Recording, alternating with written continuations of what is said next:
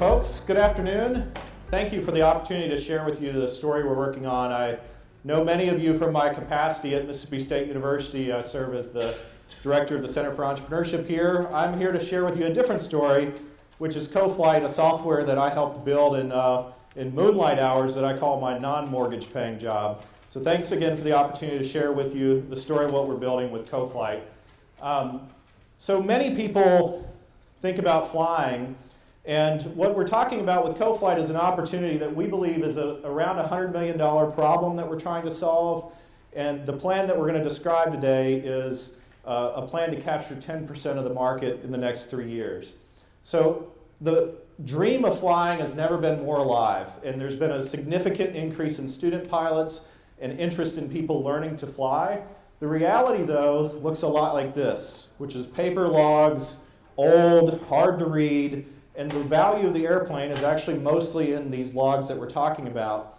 The risk here is that all these inspections become in front of the aircraft owner as soon as they purchase an aircraft. And there's provisions like this one, where if you miss one of these inspections, the whole insurance policy of the aircraft can be voided, which means failure to make one inspection or missed one date can cost you a multi-6, 7-figure asset value. This problem becomes multiplied when you have partners, which many aircraft are purchased under partnership. In other words, you buy a plane with a friend, that friend goes and flies it with an out-of-date inspection, your asset is at risk in that process as well. So there's a whole lot of complications with that, and that's the problem that CoFlyt aims to solve. We're trying to make it easier for tracking maintenance and other management aspects of that aircraft, and we do so in a few core features. The other component of it is that we try to make managing the finances of co-owning an aircraft between multiple owners easy and affordable to do so. So where we're at, in late December of last year, we wrote a beta version of this, an early release, put it out there, and had 25 planes pretty quickly on board and figure out all the ways to break the software. And even among breaking that software, we had some people that actually really enjoyed using it. Here's some feedback from a couple pilots in a few states here, and we set out to build version 2.0. One of the main components was building a native app on iOS and on Android, as well as fix some pretty core user interface problems. So we now have a version 2.0 that's on the web, on the Apple Store, and on Android as well, and have fixed more bugs than I can count. And the feedback has been very positive. These are some real quotes from users down in the Pensacola region, where part of our team is located at, using the product. And one of the areas of growth that we've been seeing is with mechanics wanting to use it as a recommended tool for their clients to better track their aircraft as well. Just for your FYI, with this company down in Pensacola, Skywarrior, they manage probably 60 aircraft. And so you imagine the total asset size that they're managing these dates, it can get chaotic really quickly. And you walk in their office in the back and there's a giant whiteboard with all 60 airplanes and all these dates written on there. You can imagine an intern brushing up against the board, and all of a sudden multi-$100,000 of assets can be lost track. So we have a very simple pricing model that's based on a monthly subscription cost as well as transaction revenue that comes through the system for processing payments. We have a multi-pilot plan that's sharing the billing and tracking between multiple owners, as well as a solo plan as well. We've onboarded probably about half between the two plans since we got started. If you look at the GA market, it's actually a relatively small niche market that we're in. There's about 250,000 aircraft in the US, general aviation. It is a growing market, albeit a little bit slow. We forecast, and there's a lot of data showing that this market is going to grow even faster based on the volume of student pilots that are growing as well. Looking at sales and marketing, the nice thing about a niche market is the ability to grab it fairly easily. There are a number of social media influencers. If you have any interest in aviation, you've probably seen some of these. GA fly-ins are very popular. If you're not sure what that is, that middle picture is what it looks like. There are a few events during the year where hundreds of thousands of aircraft owners and pilots fly their aircraft to a single location. They park, they camp, they all meet and get together. We actually attended one of these. I'll show you a photo in just a moment. And then there is an extremely active advocacy group for aircraft owners and pilots You can note nearly 90% of GA aircraft owners are members of this trade organization, and we have some relationships with them that we've built over the last year as well. Here's a picture of our display. This is one of the fly-ins that happened in Tennessee just this past fall. So it's a really active environment where you can meet people.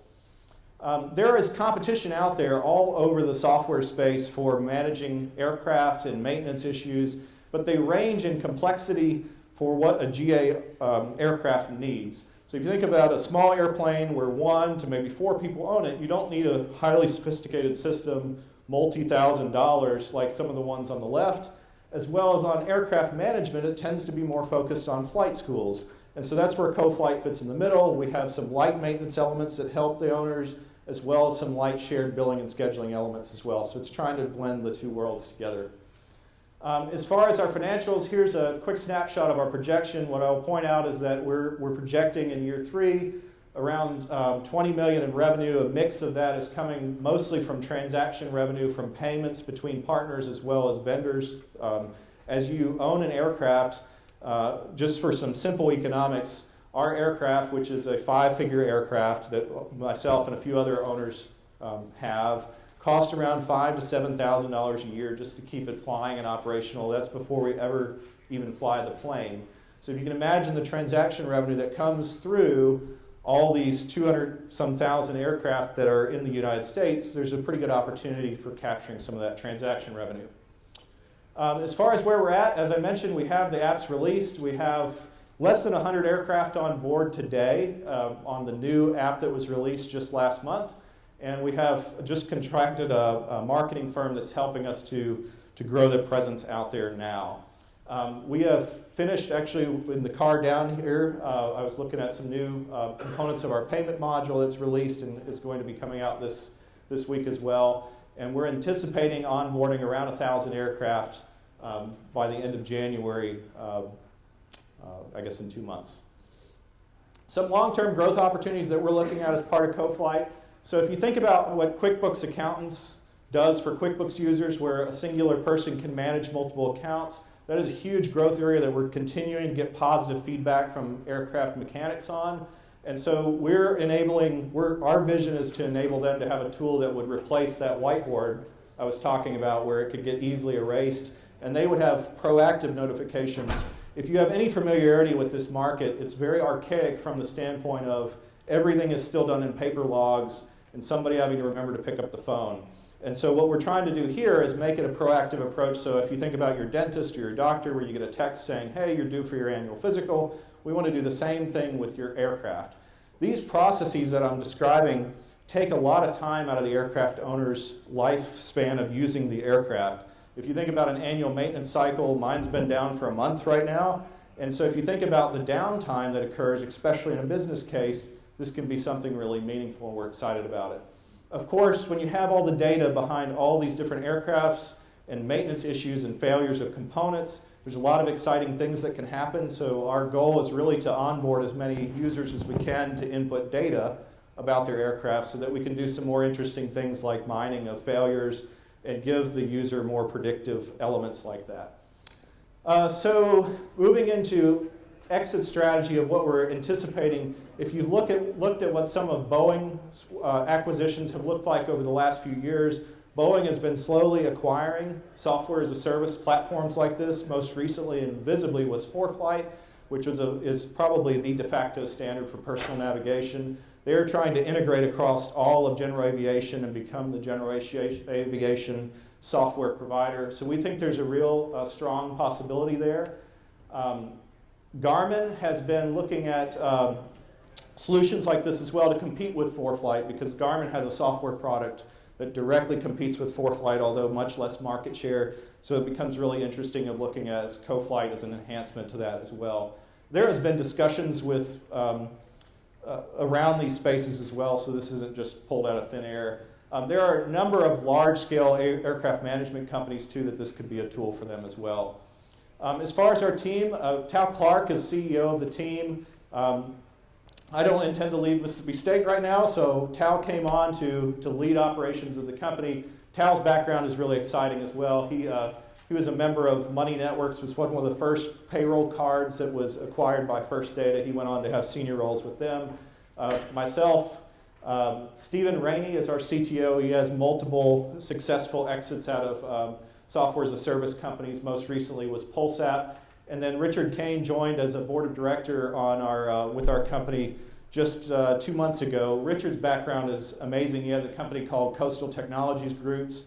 They do AI and artificial intelligence in commercial and charter jet aircraft routing. He was also a founding member of the X Prize Foundation, if you're familiar with them as well.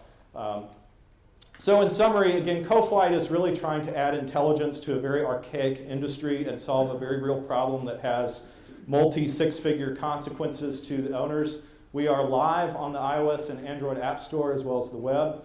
It's a market that we believe represents around a $100 million opportunity, and we have a solid sales strategy with a team that's experienced at bringing something to market. So with that, I would welcome any questions. Thank you.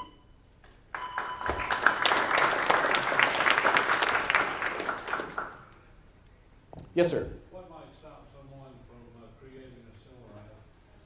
Yeah, that's a great question, and part of that is some stickiness that's built into the system. So it's a pretty big hurdle to get all of your data into the service on the beginning. And we're hoping that becoming a channel partner through the ANPs and the mechanics makes that a harder barrier to entry for somebody else. Certainly it's a land grab, so you have to move quickly on that. But we think the more partnerships we can create with companies like SkyWarrior who have these large fleets of contract management that they do is the way to capture the market quicker than what a competitor could. Yeah, so that's a great question, and honestly something that we were concerned about early on is what ForeFlight's interest was as it relates to growing into that. In multiple conversations with folks,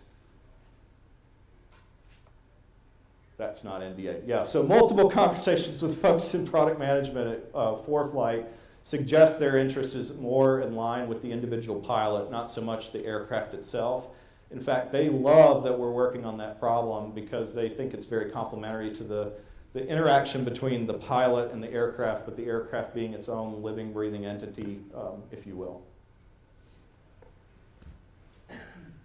What's your marketing strategy? Yes, sir. Great question. So we're relying heavily right now on social media, which is a lot of display ads. There are some significant focus groups that we can hit on social media. But the main one we're starting to direct to is more sales through the mechanics, and that is a lot of door-to-door and cold call. We have a full-time sales rep right now who's on our team that is out pushing that. Yes, sir. Is there like an Airbnb or Turo for aircraft? And would your platform, if not, would your platform facilitate that? Well, certainly outside the U.S., there are platforms that are working on the crowd sharing model of aircraft. In the U.S., the FAA has a ton of barriers that are preventing that from happening. And in conversations that we've had with various folks involved in the FAA, that's not going to change anytime soon. That's obviously an interesting and lucrative model, and the air taxi approach is trying to be that, but it's not there yet. We don't think it's an opportunity for a little while, but it's certainly an exciting one. And in Europe, it's showing some promise. Thank you. All right. Thank you all. Appreciate it very much.